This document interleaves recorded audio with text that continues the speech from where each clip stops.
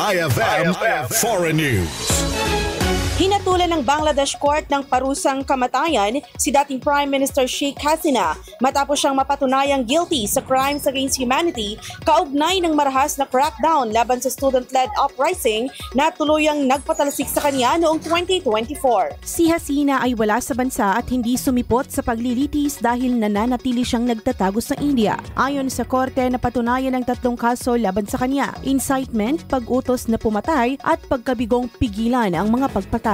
Binasahan ang hatol na live sa telebisyon at sinalubong ng hiyawan at pagwagayway ng watawat sa loob at labas ng korte. Tinawag naman ni Hasina ang hatol na biased at politically motivated sa isang pahayag mula sa India at maaari lamang siyang makapag-apela kapag siya ay naaresto o sumuko. Ayon sa UN, hanggang 1,400 na katao ang nasawi sa mga crackdown habang pilit na pinananatili ni Hasina ang kapangyarihan, mga kasong naging sentro ng paglilitis. Patuloy namang hinihingi ng Bangladesh sa India ang extradition ni Hasina, ngunit wala pang direktang tugon ang New Delhi. Ayon sa International Crisis Group, napakaliit na ng posibilidad na makabalik si Hasina sa politika, ngunit binigyang diin nilang kontrobersyal ang paglilitis lalo na't isinagawa ito in absentia at umano'y kulang sa resources ang depensa. Para sa IFM Foreign News, ako si Idol Shobi Gagarin, Idol!